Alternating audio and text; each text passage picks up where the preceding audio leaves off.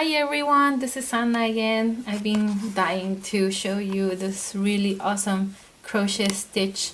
It's called the texture wave stitch, and as you can see it has some really cool volume to it.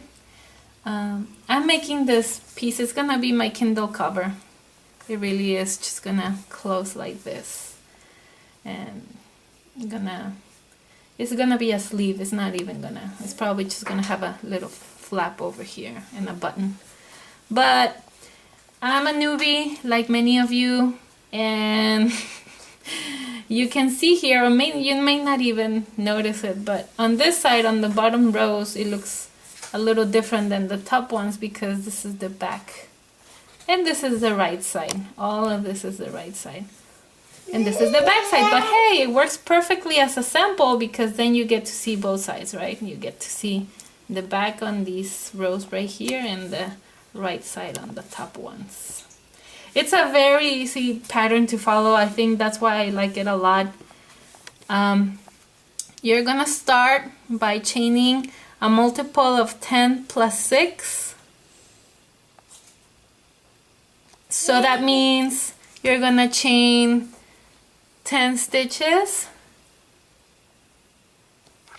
So this is, I think, 40 or 56. So it's a multiple of 10 plus 6. So 10, 20, 30, 40, 60, whatever length you think you might want. And you do your sample, you chain a simple chain and you say, okay, I think that should be enough for whatever project you want, like a scarf or whatever. And that's how I calculated how long I wanted my work to be. And as I said, I think this is 56. And so this is how I start. I'm gonna make a slip knot like that. And I'm gonna crochet, I think I'm gonna do, let's do 36. So multiple of 10 plus 6. 1, 2, 3, 4. So I have my foundation chain here, 36 stitches, and I'm going to slip stitch on the second one from my hook. So this is the first one, this is the second one, slip stitch, and slip stitch on the next 4. 1, 2, 3, 4. And from there you're gonna do 5 half double crochets. 1,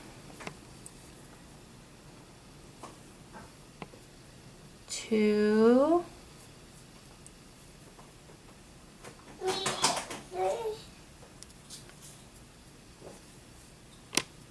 3,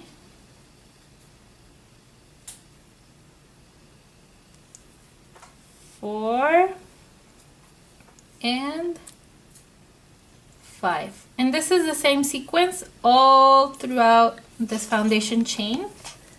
So we're gonna do 5 slip stitches from now on. 5 and 5, 5 and 5. That's the whole pattern, 5 and 5. So this is the end of my first row. I slip stitch into the second from the hook, slip stitch 4, half double crochet 5, slip stitch 5, half double crochet 5, slip stitch 5, half double crochet 5, slip stitch 5. So that's my first row. I'm going to turn, and you're going to slip stitch 5,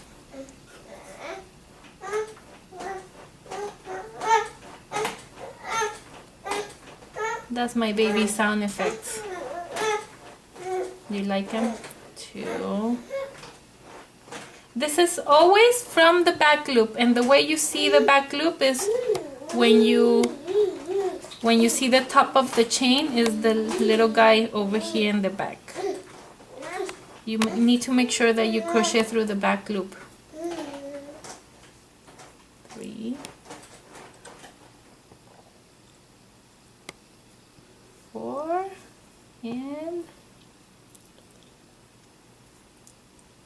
5. And now I'm gonna yes, I'm gonna go ga, and then I'm gonna go 5 half double crochets again. 1, always through the back loop. 2, always through the back loop. 3, are you singing, Nico? 4, and 5. And now you do again 5 slip stitch on the next one, on the next row, on the next 5 stitches. 1, through the back loop. 2, yes, got. As you can see, starting to take a lot, like shape really nicely. You can see the 3D aspect of it. This is the end of my second row. I'm gonna turn, and I'm going to chain 2 up. 1, 2, and in this row I'm gonna start with half double crochet. I'm gonna go I chained 2 up on my third row, and I'm gonna start half double crochets now through the back loop again. Everything through the back loop from now on. 1 half double crochet,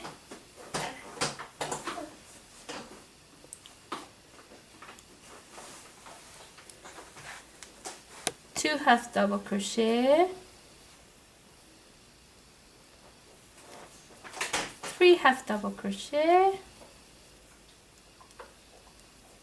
4 half double crochet, and 5 half double crochet, and you do 5 slip stitches after that. And that's the whole pattern, but hold on, let me show you. Remember, 1, 2, 3, 4, 5, and repeat that sequence, 5 half double crochets, 5 slip stitches, and I'll show you that at the end of this row. Okay, I'm done with my third row. It was 5 chain 2 up, 5 half double crochet, 5 slip stitches, 5 double crochet until the end, the same repetition. This is the third row. I'm going on the fourth row now, and I'm gonna do exactly the same. Chain 2 up, 1, 2, and 5 half double crochet through the back loop. 1,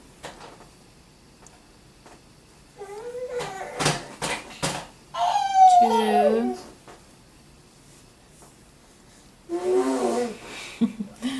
3,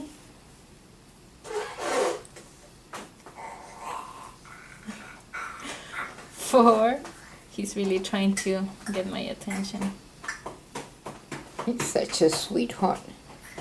5. After that, the 5 slip stitches. 1. Always the back loop. 2. 3. 4, 5, and you repeat that same pattern all until the end. So I'm at the end of my fourth row. As you can see, starting to take really nice volume. This is the right side. This is the wrong side. And what I'm gonna do is turn my work, and to seal off the pattern, I'm going to do 5 slip stitches, 5 5 half double crochet, 5 slip stitches, 5 double crochet until the end of the pattern. Here we go.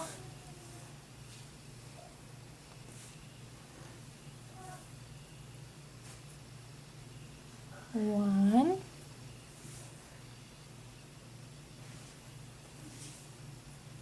two, remember always a back loop, 3, 4, 5, and now the 5 half double crochets.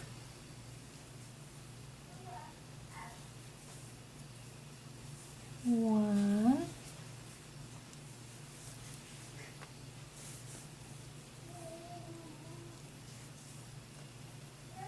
2, 3,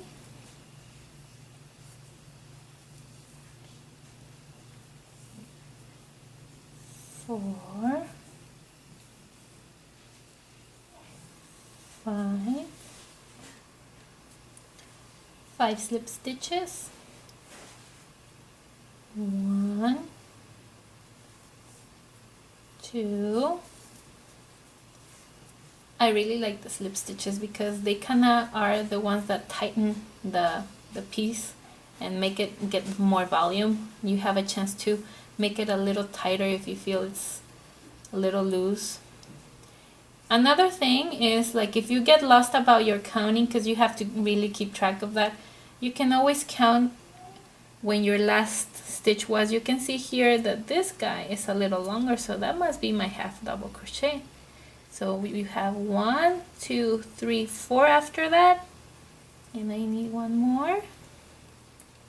5 slip stitches, because it's 5 and 5, 5 and 5, 5 and half, 5, so it's pretty easy to keep track even if you stop counting and get lost. Now 5 half double crochet, and I'm gonna see you at the end of the of this row because it's still the same pattern. I'm done with my 5th row. I ended up with the 5 slip stitches. It was the same pattern. This is the wrong side and this is the right side. As you can see, it has very nice volume. And really you just continue with the same 5 rows until your desired length of your piece. And that is it. I wanted to make a comment about the yarn I'm using. You could use easier the yarn than this. This yarn is, I think it's cotton. It's cotton. And I just bought it because it was on sale and they had these pretty colors. This is slightly more pink, this is slightly more yellow, and then this guy had both colors, all 3 colors. And I just wanted to make something with these. And so that's my piece, but you can really, you might as well choose something like a worsted yarn that is not as fibrous as this one. It'll be easier if you're a beginner to choose that kind of yarn rather than this, because this one tends to separate a little bit when you're knitting or crocheting. So that's my note about that. But if you're feeling adventurous like me, I'm still a newbie. And I made it work, so it's really up to you. You're using a G-hook? Yes, this is a G-hook, and this is what? Wait. Worsted yarn. This is worsted yarn, but it's cotton, so it's pretty fibrous, fibery. Yeah. So, yes, and I'll post some pictures when I'm done sewing this together for my Kindle cover so you can see how it looks. Thank you so much. Subscribe to my channel, subscribe to Joanne's Web, and stay in touch with us on Facebook and Instagram and Pinterest and of course YouTube for sure. Subscribe and like us and share us and all of that. Thank you for watching.